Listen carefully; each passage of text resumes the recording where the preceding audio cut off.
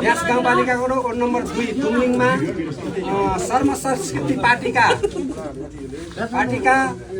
अध्यक्ष तथा प्रतिनिधि सभाको निर्वाचन 2082 मा नवनिर्वाचित हर्क सम्पाङज्यूले हाम्रो यस व्यास गाउँपालिका 2 दुमलिङमा अवस्थित एउटा बालिका तर्दै गरेको तुइनमा तर्दै गरेको एउटा फोटो सामाजिक सञ्जालमा भाइरल भएपछि अब अहिलेसम्म विगतका वर्षहरूमा कसैको मन नदुख्दा हर्क सम्पाङजीको मन दुख्नु भएको छ, दुखेको छ।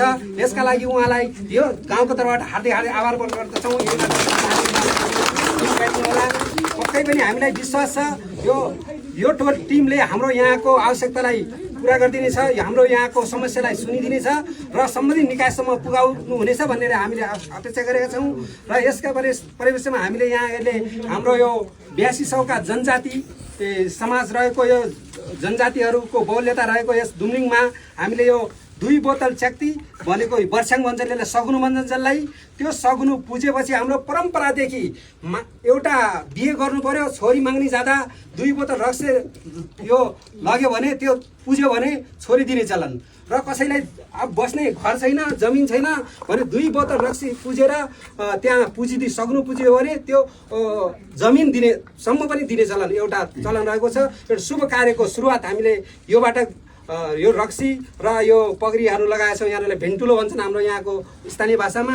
यस्तै हामीले स्वागत गऱ्यौँ र यसमा पक्कै पनि हाम्रो अहिले भर्खर नयाँ पार्टी सर्म संस्कृति पार्टी जस्तै धरानका मेहर हुँदै धरानमा एउटा सर्मबाट नै देश परिवर्तन गर्न सकिन्छ भन्ने एउटा धारणाका साथ लाग्नु भएको छ र पार्टीको नाम नै सर्म संस्कृति र अञ्जुलीमा माटो चुनाव लिएर उहाँ निर्वाचित हुनुभएको छ। यसका लागि हाम्रो यहाँ व्यास 2 दुमलिङवासीहरूको तर्फबाट हार्दिक धन्यवाद बधाईका साथै आगामी कार्यकाल सुखद रहोस्, सफल रहोस् भन्न चाहन्छौँ हामी। र यहाँबाट हाम्रा यहाँका खास गरी मुख्य हाम्रो भनेको तुइन यहाँहरूले अवगत नै होला, व्यास गाउँपालिकाबाट आउँदै गर्दा फतङ्गार खोलामा त्यहाँ वर्षामा त्यो बाटो पनि बन्द भइसकेपछि फेरि यहाँ अहिले नेपाली सेनाले बाटो बनाइरहेको अवस्था र त्यो पनि अहिले बजेट अभावको कारण ठप्प रहेको अवस्था छ।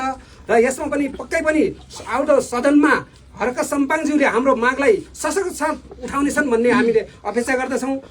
विश्वास पनि छ हामीले हाम्रा यहाँका मागहरूलाई, यहाँका गुनासाहरूलाई, यहाँ समस्याहरूलाई समाधान गर्नका लागि हर्क सम्पाङज्यूको महत्त्वपूर्ण योगदान रहनेछ भन्ने हामीले विश्वास गर्दछौँ। र यो टिमलाई हाम्रो यस गाउँमा अझ फेरि एकपटक स्वागत गर्दछौँ, ताली बजाएर स्वागत गर्छौँ।